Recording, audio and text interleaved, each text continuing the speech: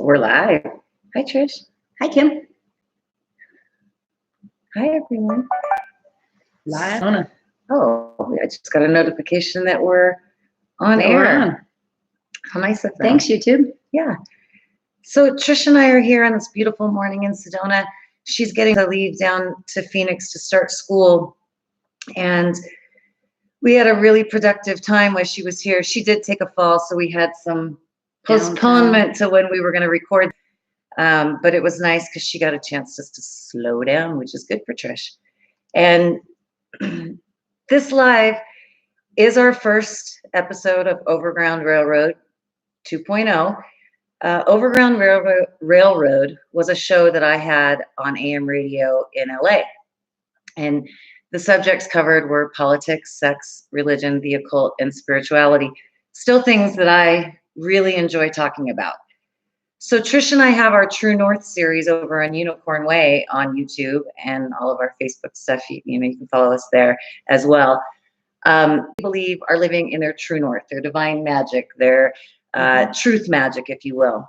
Those who have taken the effort to bushwhack their own trail. Yeah. And be in their divine purpose and divine mission. Yeah. But we also wanted to do a show that was very much along the lines, I guess truth bombs might clarify what we wanted to do. But I looked into the name. I just felt like it was, I don't know, just overused like everything else. Yeah, yeah. And so they are really truth bombs. We'll probably come up with a new term for it. But yeah. Basically it's the splatters on the wall that come from the brain when you go, oh my God, that's what's happening. And the veils. Yeah, when the veil is pulled back and you can see behind all of the smoke screen of humanity and what they want us to. And then you can't put that genie back in the bottle once you've become aware of it. So still along the line. And you were doing this 15 years ago. Like you were way ahead of your time. So it's going to be really great to go back and hear these recordings and go, oh my gosh, you were talking about that way before anybody was connecting those dots. And so we're going to make them relevant today. I was doing this a while ago. Yeah. And I just had this thing downloaded from our old shows. And of course, I still don't know how to do OBS. So I'm working on that. So this is not going to be all that tech savvy today. But what I'm going to do is play the show from, March 4th, I believe, 2007. So what we're going to do is we're going to play some of this and hopefully you guys will be able to hear it. If this doesn't work, we'll figure it out. I will learn OBS eventually and we'll figure out something with sound. We may do it this way for a while. So this is just kind of a test. We thought it would be fun to listen to the old show and then see how we feel about the subject now. Add some commentary. Relevant today. Yeah, because again, politics, sex, religion, the occult, and spirituality is what this show is about. And it was on KCAA 1050 AM, Loma Linda, California, and it was the Inland Empire was where it broadcasted to. And would you clarify the occult for some people who might automatically twinge to that or think that the occult is something bad or evil? It just means hidden. Right. And there are elements to it that are quite nefarious if you're using energy in a nefarious way. And there are definitely people, groups, the ubiquitous they, that you'll be hearing that a lot. The ubiquitous they. Yeah. Yeah. And that can refer to many different factions of people and groups and intentions. Powers that be that want to keep us small and in slavery. And choose fear or love. Right. Good versus evil, if you will. Yeah. Yeah. Okay. So let's see how this pops off. We will. On the 60 East near Theodore. Okay. So there's tons. The link. There's tons of starters here. I'm gonna. Okay. Let's see. I had this all set up. Oh, damn it. It's the origin of. Hello, Inland Empire. I think it takes some of the. To an endless it's right. Entertaining. And could you like to feel the control over Hold on. health and your Damn it. Kim. Thanks for joining us. Oh, here we go. We are I guess I'm going to start with a topic today that I've been a little weary on how to approach it because it is such a tough subject, and that's the occult. Right. And I have studied the occult for almost 10 years now. And while writing up the notes for the show, I really wasn't sure how to start talking about the subject because it has such a broad issue. It has a negative connotation to it, and I prefer sacred sciences rather than the occult. I think it takes some of the darkness away from the word. However, the occult is the study of the secret sciences, the secret nature of things, and back in the day, it wasn't even the things that we use today, like mathematics and science and chemistry. That was all part of it. That was part of it. That it's the origin of the nature of how this our existence works, and it was education and astronomy, alchemy, hermetics, tarot, the sacred geometry that you hear so much about. I'm truly a fan of that sort of thing, and I thought, well, how do I approach this subject? And then I thought, well, let's just keep it simple, stupid, and go back to the beginning. Yeah, let's start. So how did you become involved? Well, about 10 years ago. 10 years ago in August, my mother passed away, and I was living in Arizona at the time in Scottsdale, and I was coming back from my 10-year high school reunion, and I got a phone call, and it was very sudden, and went up and dealt with her death, and went back to Arizona and went on with my life, and I went on with my job, but I wasn't really dealing with grief. I wasn't really. Yeah, that must have been that. I can imagine. It took me completely by surprise, and on the year anniversary of her death, I again was living in Scottsdale, and I thought, I've always heard of Sedona, and it was always talked about in such high regard and such a magical place, and didn't really know why. It was the Red Rocks of Sedona. I knew I'd heard about vortexes. This is Sedona, Arizona. Sedona, Arizona, the Red Rocks, and I had heard about vortexes and shamans and tarot card readers, and it was just kind of a new agey, little place. And I thought, well, okay, I'll go up and just spend the day, and no plans. Just got in the car with my roommate at the time, and we drove out of town for a little bit. Got out of town for the day. I figured this would be a great way just to kind of honor my mother. A little road trip. And we pulled into Sedona, and the first thing that we saw was like a little A-frame cottage chapel. So I went in there, and a beautiful view overlooking the entire Red Rocks of Sedona. I mean, one of the most amazing views I've ever seen. It's kind of like a Grand Canyon type. It is. It's very similar. The colors and the landscape very, very similar. And so after we lit the candle, and I had a chance to really, I was trying to learn. Was I praying? Was I meditating? Was I I didn't know really how to describe what I was going through, and I knew that I needed something. I was 28 years old. I was at a complete crossroad in my life, and this death came unexpected. So, like a lot of people. Myself at 28 and 29. 28. Crossroads. Yeah. And you're at a. Okay, so we're talking to each other, and really, we want to be, describing this. So this just brings up so much for me because now I live in Sedona, right? And my whole story of how I got here it's so synchronistic. Since my mother passed away, actually, my life and communication with my dimensional self, God, spirituality came in and that's very common with death. That's really, death. Sometimes they open the door for us. Yeah. They pull back the veil a bit. I know my dad did. I did an ayahuasca journey 2 days after he died. So, yeah. And I want to, when my mother was dying, I was in her bed and the only thing on the TV was the TBN network. And I called and I said, look, I don't know how to pray. Will you please pray for my mother's soul to go to the highest place in heaven? Mm. And so as the second she passed away, I felt her, we have the clearest communication, much clearer than we did in the 3D body. When she was in the 3D body, it was very difficult for her she had a drinking problem, not just a problem. She passed away from drinking, and Hep C.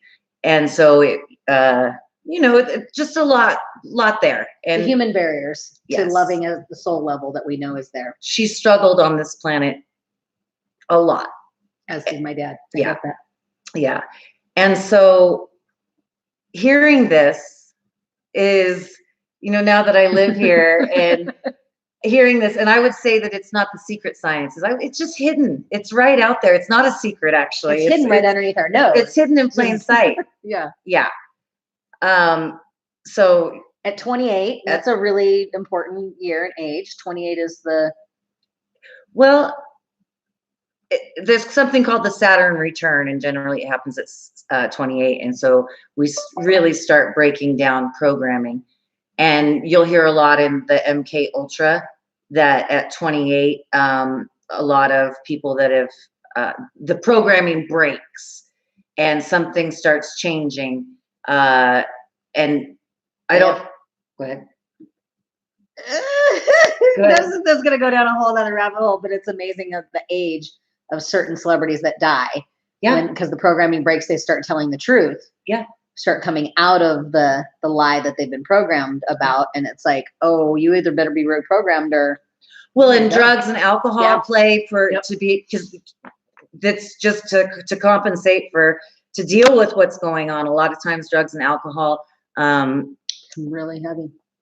And that's a lot of times it's to deal with the trauma and to deal with it numbs it so that you can function in life. Does it really work? But it's like it works till it doesn't work, sort of thing. Mm-hmm. And so so okay, we'll continue, and I hope that you guys can hear this. And if anybody's in the chat, please let us know. You're out of college. You've had some jobs. You're what are you going to be really when you grow up now? Right. Yeah. And so after I lit the candle at the church, I went into one of the stores there. And for those of you who don't know, Sedona is a very magical place, and it's Native Americans basically 4,000 years ago, 4,000 BC. Sorry, we're inhabited there, and it's so a lot of history. It does have a lot of history, and the energy grids there are very magical. And so I went into this little New Age shop, and now I'd never had my cards read, tarot cards, and I don't know what hit me that day, but in that shop. What did you think about getting? Had you ever heard of something like that before? You got your cards read? Yeah, I think I was familiar with driving by, and you can get your palm read for $5, and and I'd had friends that had gone in there, and sometimes they make like a candle the size of you and charge you an insane amount of money, and they can burn away all your problems. And okay, but it was kind of. I think a lot of people, even to this day, still think it's goofy. A little hokey, a little. And I was right there on that with that subject, and so sorry. And I think there's a lot of that there, like you were talking about, getting your cards read for $5. And then once you get in there, it's like, oh no, that's because I actually, later on after my first reading did go to Venice, and that's what, I'll try this out. And they just kept raising the price, and that was for student ID, people with student ID. So student discount for your. But they don't really tell you much, and it's kind of really vague. Well, it's very leading. It looks like it's complex at first, and then. And it just has this energy around it it's very misunderstood. So I went into the room with the guy that was reading my cards, and he also drew angels at the same time. So he didn't really ask me too many questions, and I wasn't going to give him a lot of information. I was really trying to see if there was something here. Like right. I was testing the vortexes, if you will. Yeah. And his reading was on, in the sense that he got the general feeling of, he had said, are you here kind of grieving over something? Is there, and I can't remember the specifics. It wasn't like bells and whistles went off and he said, your mom's in the room and I can see her. It wasn't anything like that. Right. But it felt safe for whatever reason, especially, and maybe at that moment that is what I was looking for, but it did have this, it was personal.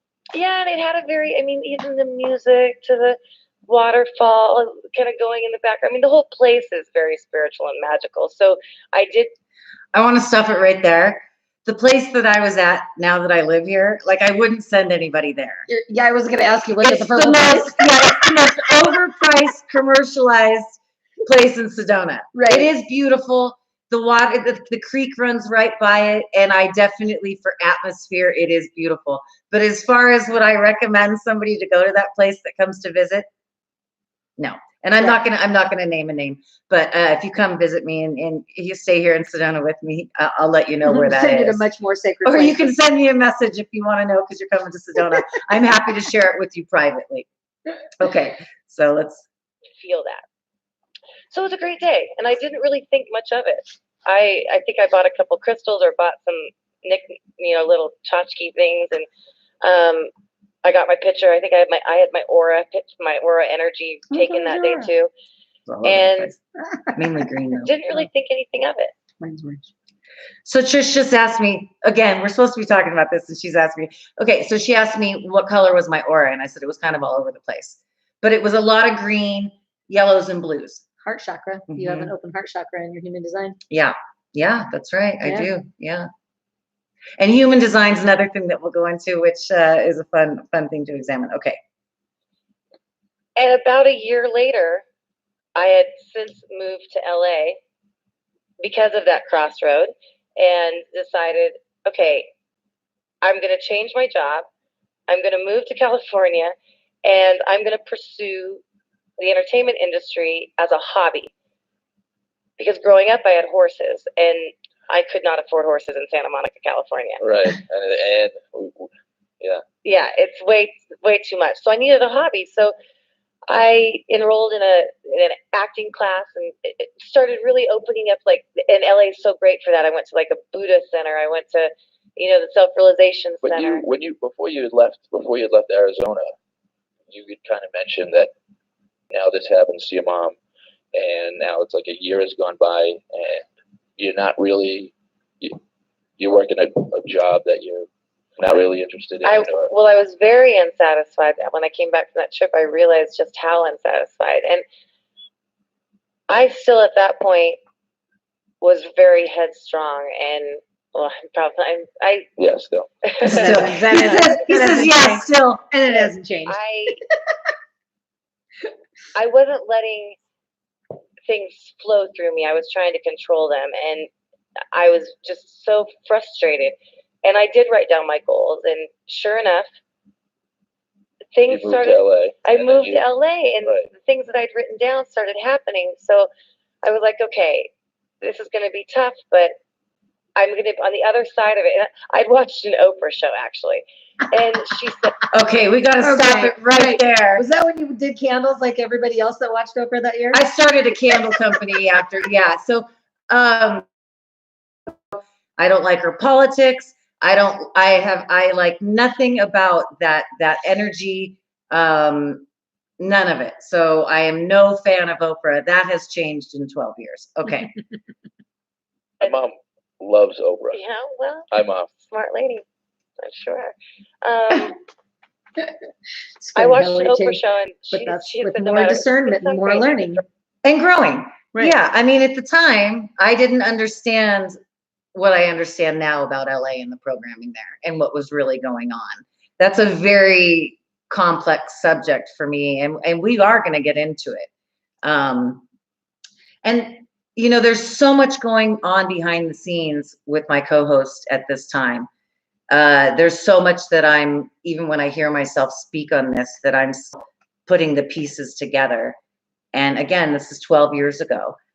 And I had an idea, but I also, and as the show progresses, well, you'll see, but this is very interesting for me to hear. And some things I feel the same way about, and some things like Oprah, I definitely do not feel the same way about. Okay, here we go.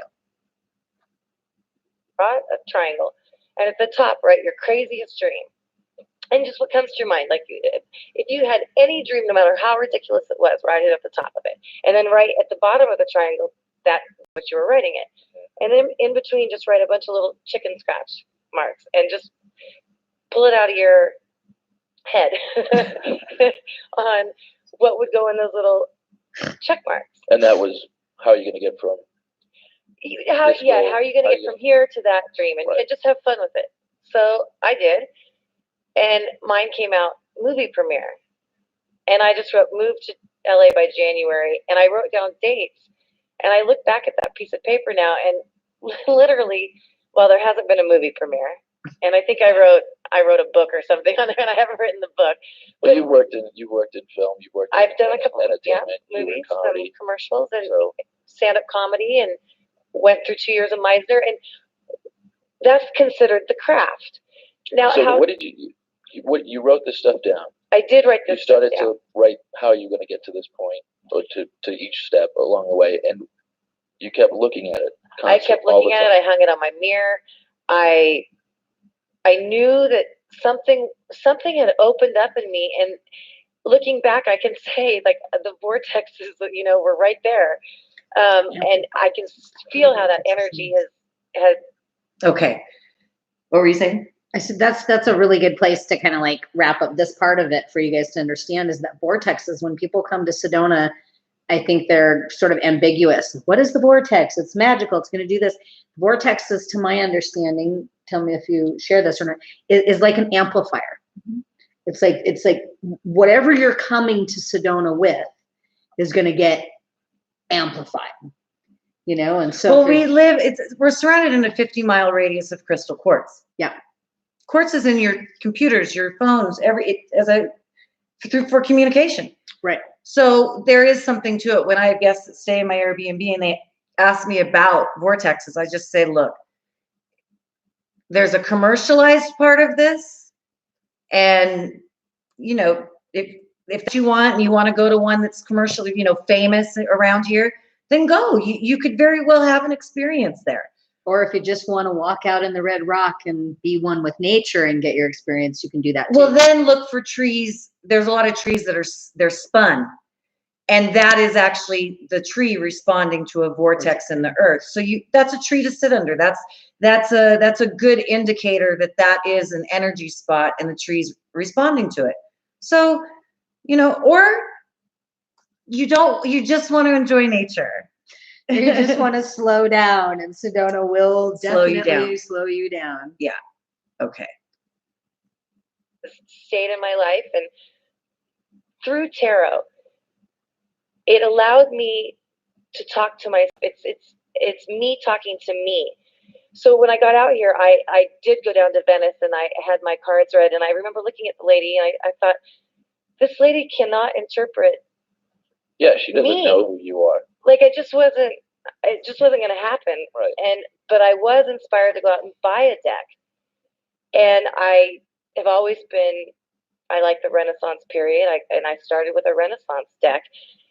And wow, the creativity, the depth that it's given me, and to understand the story of tarot. Right. And I think that's important, that a lot of people who have gone at one point or another to get their cards read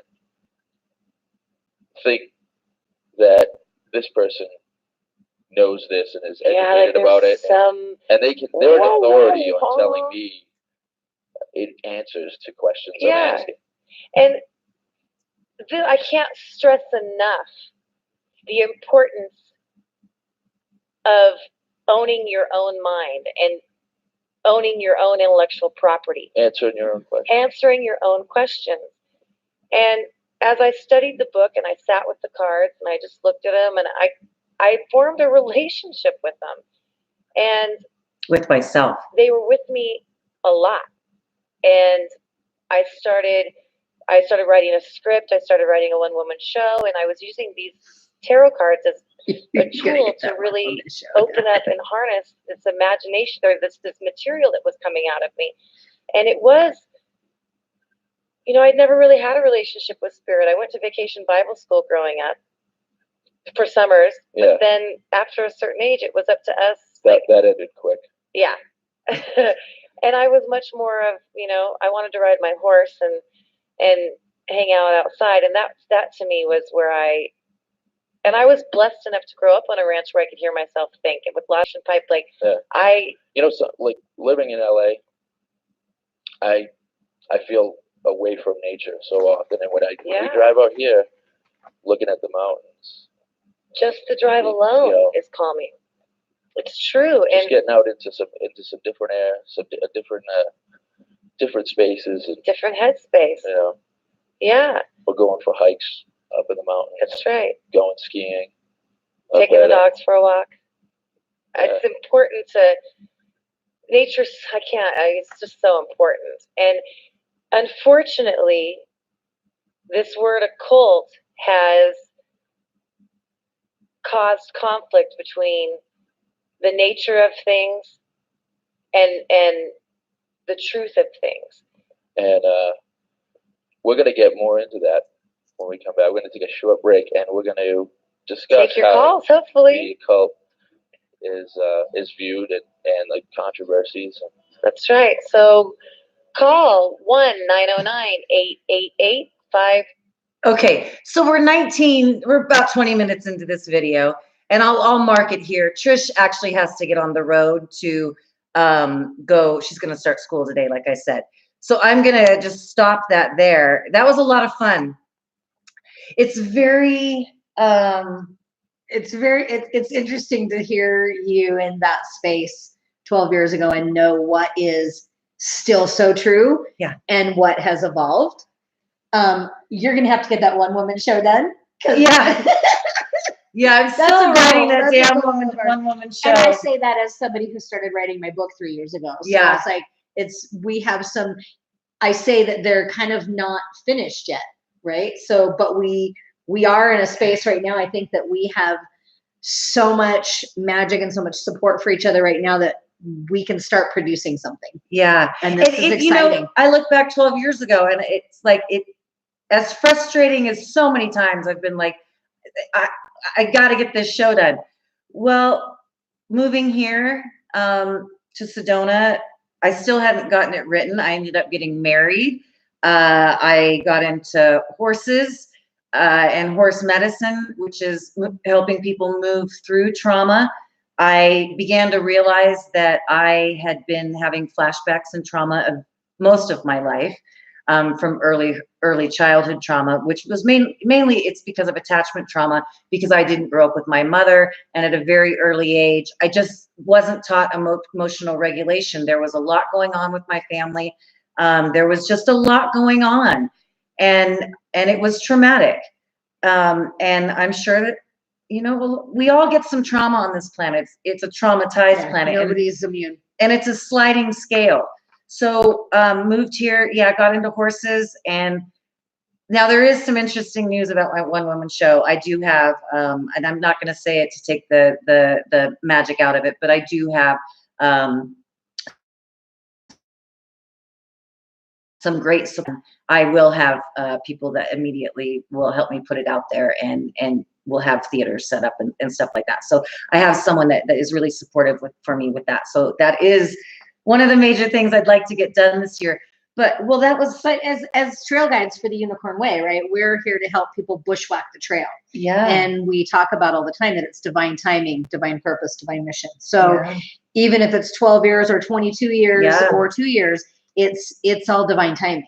And so right now I feel like in 2020, we're in this amazing space of grace to be able to crystallize some of the things that we've been working on and put our healing into, into solidifying. you know. God, it's just so weird to hear that, is that I knew I'm still passionate about these things, but I thought these shows I never thought I'd hear them. I thought they'd all been taken down and they went into the ethers. So to hear myself 12 years ago, and Trish is like, is that you? I'm like, yeah. She's like, you sound so young. I'm like, well, I was what, I'm 50 now. So that's like when I was like 37. Yeah. So it's 12, 13 years ago. And, wow.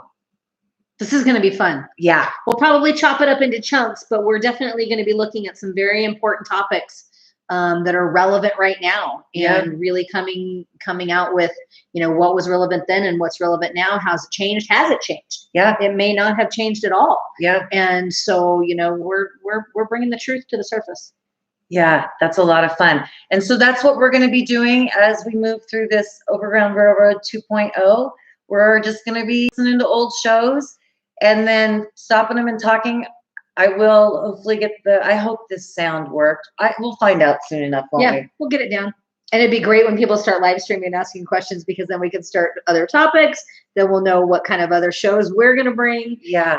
So yeah, this is a really great exercise for us. And I also want to add, OverGround RailRoad, this is still the same. It's a roundtable discussion. And instead of divide and conquer, it's solution based. Yeah. So both and. Yeah. How do we do this together? We have to heal together. Yeah. Yeah. So, okay. I think that is going to tie up our first episode of OverGround RailRoad 2.0. What a great way to leave Sedona. Yeah. Thanks, Trish. And it's been wonderful. I do want to add, if you go to our link below we've partnered with Dragon Tree, and we've got these great, this is Rituals for Transformation. It's a 108-day commitment. And it's so simple. It's just like in the morning, it's not a lot. It's in the morning, write an intention, some writing, and then in the evening, reflections and gratitude. And so we're committing to 108 days. So we would love for you to join us on this mission, divine mission. And if you click on the link, or I have Rituals for Living Dream Book and Planner, and it's such a fun planner. I'm not a list maker, and this makes it fun. Trish is the list maker in the group, and she's so good at it. But if you, look at that, 10 of Hearts came out. So I like to do that with my journals. I like to put different cards and stuff in them to kind of charge them. And let's see, this one is, I wrote down a bunch of manifestation. I won't read them to you, but anyway. So if you order any of the products off the link, it goes to support Unicorn Way, which is our other project. You can go to unicornway.com. We have our retreats up on unicornway.com. Again, all these are going to be linked in the description box, but we sure would love your support. We've got a big dream, big dream and a big mission. So stay magical, folks, and divine mission, divine timing, truth magic, lots of love. And we'll see you for the next episode. We're not going to be on a set schedule because this young lady's in school. So we're going to, when we have time to do it. And I'm also going to be hopping on just when I feel like hopping on and talking about stuff that I hear about: politics, sex, religion, the occult or spirituality related. Just going to hop on there and tell you how I feel. So this is going to be fun, which is why we're going to do it. If it stops being fun, we're not going to do it. Okay. Have a great day, everyone. And thanks for joining us. Be well. Are you sure you want to? Yes, I want to end this stream.